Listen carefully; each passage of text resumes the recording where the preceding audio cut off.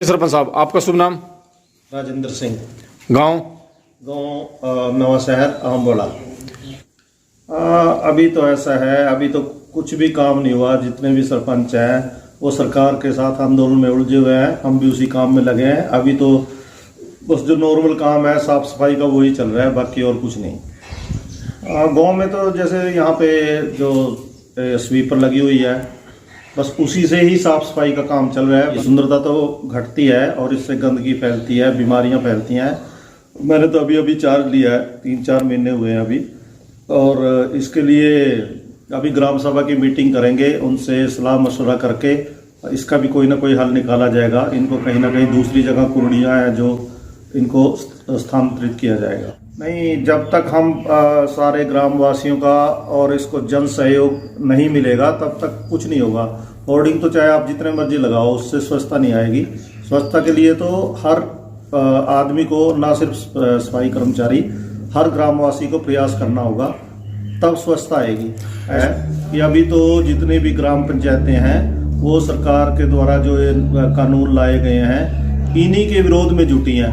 Time ही नहीं मिल रहे। नहीं, ई टेंडरिंग का मतलब विरोध इसका दूसरी तरह से है। ई टेंडरिंग के विरोध में नहीं है कोई, लेकिन उसका जो तरीका है वो ठीक नहीं है, जो ई टेंडरिंग का तरीका है।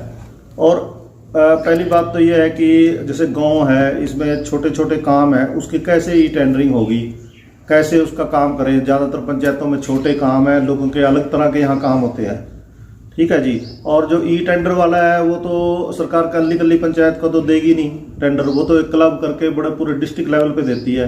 कोई टेंडर लेने वाला बाहर से आएगा, कहीं से कोई बड़ा ठेकेदार होगा, वो अपना काम करके चला जाएगा।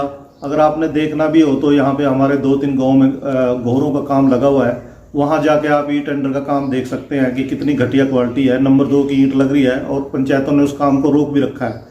और सरपंच जो काम कराता है वो उसमें कुछ क्वालिटी होती है। आप चाहे तो देख लो, ये हमारी गलियां गांव की देख लो, 20-20 साल हो गए बनी हुई, कोई दिक्कत नहीं है इसमें। और आप ई टेंडर का काम देख लो, उसको कोई सोशल रिस्पॉन्सिबिलिटी तो है नहीं ना, बस ये भ्रष्टाचार ही है एक तरह का। ये हाई लेवल पे भ्रष्टाचार करना है और इसमें कुछ नज़र नहीं आता। ये तो भ्रष्टाचार करेगी, मान लो एक बड़ा ठेकेदार ले लेगा, वो सीधा मंत्री जी से उसके कॉन्टैक्ट होंगे या चंडीगढ़ से कॉन्टैक्ट होंगे।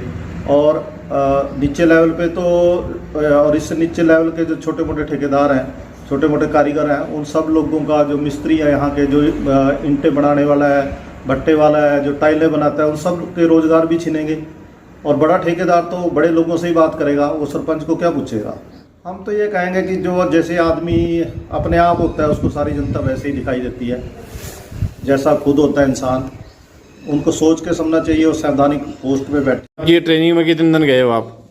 हाँ, 3 दिन की ट्रेनिंग हुई थी, वो तो हम लोगों ने अटेंड की, लगभग काफ़ी लोगों ने की। उसमें कर्तव्य जो वही बात जो हम लोग आंदोलन में कह रहे हैं कि हम लोगों को 29 मतलब 29 जो संविधान के तहत है, वो 29 अधिकार, या आप कह दीजिए कि 29 काम दिए गए हैं जिनकी हम लोगों को निगरानी करनी है या हम लोगों ने वो करने हैं।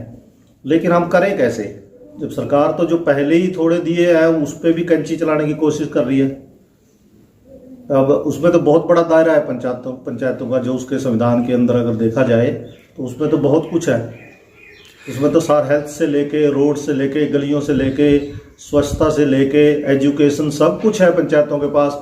लेकिन धरातल पर तो ये पॉसिबल नहीं है। फिर ऐसे महिलाओं पे हम वहाँ थे चंडीगढ़ में प्रदर्शन में, महिलाओं के ऊपर डंडे चले, ठीक है जी। अभी तो इस बार 50%, दूसरी तरफ कहते हैं कि 50% महिलाओं को आरक्षण दिया है। उसका क्या फ़ायदा हुआ?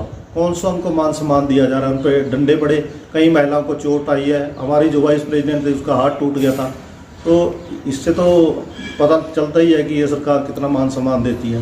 देखो, हमारी तो ना पार्टी से कोई किसी को गिला शिकवा नहीं है, वो कोई सी भी पार्टी हो। हमारी तो सरकार से है, सरकार से भी नहीं, खासकर पंचायत विभाग से है। उन्होंने जो हमारे, मान लो हक या लगा लो आप, जो पाते हैं कि इसको आप कम करने की बजाय, जो पहले 20 लाख तक की सरपंच को पावर थी, इसको 50 लाख तक किया जाए। क्योंकि कुछ हमारे तो ये छोटी पंचायत है, लेकिन कुछ गांव बहुत बड़े बड़े हैं हल्के में, जिनकी 10,000 वोट भी हैं, 15,000 वोट है, उनका 5 लाख में कुछ नहीं होगा। 5 लाख में वो क्या कराएंगे इतने बड़े गाँव में, इतनी बड़ी आबादी में। तो इसको कम से कम 50 लाख किया जाए। भले ही वो मान लो चाहे किसी की निगरानी में हो चाहे कुछ हो, निगरानी तो होती ही है।